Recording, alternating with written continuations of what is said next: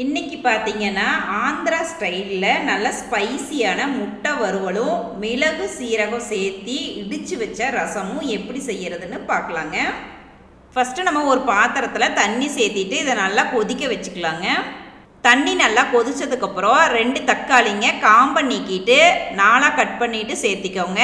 ஒரு எலுமிச்சம்பழம் சைஸில் புளியை சேர்த்திட்டு நல்லா கலக்கி விட்டுக்கலாம். பார்த்தீங்கன்னா தக்காளியோட தோலெல்லாம் பிரிஞ்சு வந்துருச்சு. இந்த ஸ்டேஜில் நம்ம அடுப்பை ஆஃப் பண்ணிவிட்டு ஆற வச்சிடலாம். அடுத்ததாக நம்ம இடித்து எடுத்துக்கலாங்க. மிளகு 1½ ஸ்பூன், சீரகம் 1½ ஸ்பூன், 2 காஞ்ச மிளகாய் விதையை நீக்கிட்டு நல்லா இந்த மாதிரி கொரப்பாக இடித்து எடுத்து வச்சுக்கோங்க. அடுத்ததாக பூண்டு 10 பல்லுங்க, தோலை நீக்கிட்டு தான் சேர்த்திருக்கேன். 3 பச்சை மிளகாய் உங்களுக்கு காரத்துக்கு தகுந்த மாதிரி சேர்த்திக்கோங்க. இப்போ இதையும் நல்லா இடித்து எடுத்துக்கலாங்க. பாருங்கள், இந்த மாதிரி இடித்து எடுத்திங்கன்னா போதும். 1-2 இருந்தால் கூட போதும். ரொம்ப நைஸாலாம் இடித்து எடுத்துக்க வேண்டியது இல்லை. எப்பவுமே மண் பாத்திரத்தில் நல்லெண்ணெய் பூசி எடுத்து வச்சுக்குவேங்க. அப்போ தான் அது ரொம்ப நாளைக்கு ரொம்ப ஷைனிங்காக இருக்குங்க. அடுத்ததாக நம்ம ஆற வச்சுருந்தோம் இல்லைங்களா, அதை நல்லா கரைச்சி வடிகட்டி எடுத்துக்கலாம். நான் எப்பவுமே இந்த மாதிரி வடிகட்டி யூஸ் பண்ணி தான் வடித்து எடுத்துக்குவேன். அடுத்ததாக மண் பாத்திரத்தை அடுப்பில் வச்சுட்டு எண்ணெய் சேர்த்திக்கலாம். எண்ணெய் காஞ்சதுக்கப்புறம் கடுகு 1/4 ஸ்பூன், வெந்தயம் கொஞ்சமாக சேர்த்திக்கோங்க, ரொம்ப சேர்த்திடாதீங்க, கசப்பாயிடும்.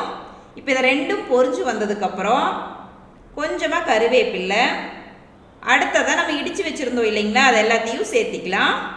அடுப்பை சிம்மில் வச்சுட்டு நல்லா மிக்ஸ் பண்ணி விட்டுக்கோங்க. அடுத்ததாக நம்ம வடிகட்டி வச்சுருந்த கரைசலை சேர்த்திடலாம். மஞ்சத்தூள் 1/4 ஸ்பூன், கொஞ்சமாக பெருங்காயத்தூள், தேவையான அளவு கல்லுப்பு சேர்த்திக்கலாம். இப்போ இது எல்லாத்தையும் நல்லா கலக்கி விட்டுக்கோங்க. உங்களுக்கு சப்போஸ் ரொம்ப புளிப்பாக இருந்துச்சு அப்படின்னா தண்ணி சேர்த்திக்கோங்க. எனக்கு ரொம்ப புளிப்பாக இருக்குது, அதனால் திருப்பியும் தண்ணி தேவையான அளவு சேர்த்திக்கிறேன். இது எல்லாத்தையும் நல்லா கலக்கி விட்டுக்கோங்க. இப்போ அடுப்பை சிம்மில் வச்சுட்டு நல்லா கொதிக்க வச்சுக்கலாம். அடுத்ததாக அது கொதிச்சிட்ருக்கிற டைமில் முட்டை வறுவலுக்கு அரைச்சி எடுத்துக்கலாங்க. அதுக்கு ஒரு சின்ன மிக்ஸி ஜாரை எடுத்துட்டு சீரகம் 1 ஸ்பூன், மிளகு 1/2 ஸ்பூன், கிராம்பு 2, ஏலக்காய் 2 அரைச்சி எடுத்துகிட்டு வந்துடலாம். அடுத்ததாக பூண்டு பல் 10, மிளகாய்த்தூள் இந்த ஸ்பூனில் 1 ஸ்பூன் அளவுக்குங்க. நீங்கள் டேபிள் ஸ்பூனில் போட்டிங்கனாலும் அதே மெஷர்மெண்ட்டு தான். அடுத்ததாக கொஞ்சமாக உப்பு சேர்த்திட்டு இப்போ இதை நல்லா நைஸாக அரைச்சி எடுத்துகிட்டு வந்துடலாம். தண்ணி எதுவும் சேர்க்க தேவையில்லை.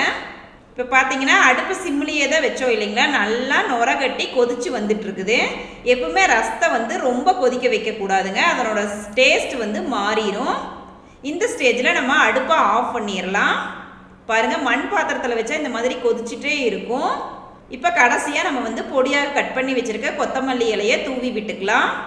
நீங்கள் இந்த மாதிரி ரசம் செஞ்சு கொடுத்தீங்கன்னா ரசமே பிடிக்காதுன்னு சொல்கிறவங்க கூட இந்த ரசத்தோட சுவையில் வாங்கி வாங்கி சாப்பிடுவாங்க. அவ்வளவு சூப்பராக இருக்கும். இப்போ இதை நம்ம மூடி வச்சிடலாங்க. அடுத்ததாக நான் முட்டை எடுத்திருக்கேன். முட்டை பார்த்தீங்கன்னா 9 முட்டை எடுத்திருக்கேன். அடுப்பில் இரும்பு கடாயை வச்சுட்டு எண்ணெய் சேர்த்திக்கலாம். எண்ணெய் பார்த்தீங்கன்னா நிறைய சேர்த்திக்கணும் இந்த வறுவலுக்கு. எண்ணெய் காஞ்சதுக்கப்புறம் கடுகு 1/4 ஸ்பூன், உளுத்தம்பருப்பு 1/4 ஸ்பூன், சீரகம் 1/2 ஸ்பூன், காஞ்ச மிளகாய் 2 விதையை நீக்கிட்டு சேர்த்திக்கோங்க, பச்சை மிளகாய் 2 விதையை நீக்கிட்டு பொடியாக கட் பண்ணிவிட்டு சேர்த்திக்கோங்க, கொஞ்சமாக கருவேப்பில்லை இதெல்லாம் சேர்த்திட்டு நல்லா கலக்கி விட்டுக்கோங்க.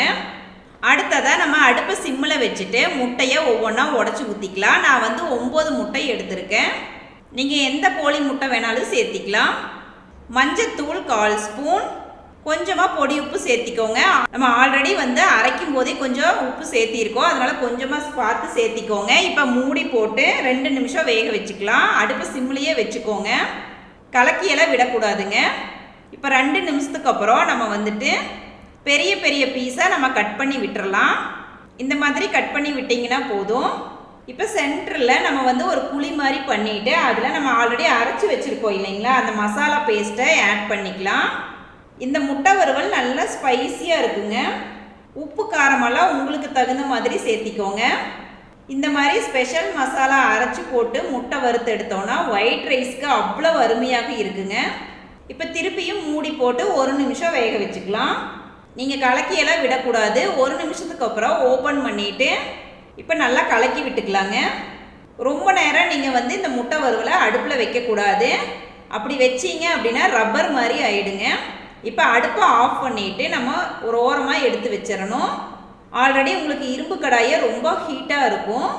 நீங்கள் இந்த முட்டை வறுவலோட மிளகு சீரகம் இடித்து வச்ச ரசத்தையும் சேர்த்து சாப்பிடும்போது செம டேஸ்ட்டாக இருக்கும். அதுவும் ஒயிட் ரைஸுக்கு வச்சு சாப்பிட்டிங்கன்னா அவ்வளவு ருசியாக இருக்குங்க.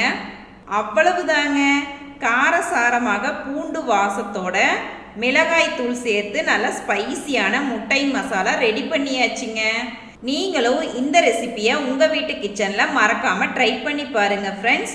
எப்படி வந்துச்சுன்னு கமெண்ட்ஸ் பண்ணுங்கள். நெக்ஸ்ட் வீடியோவில் உங்களை புதுவித ரெசிபியுடன் மீட் பண்ணுறேங்க. Bye bye friends.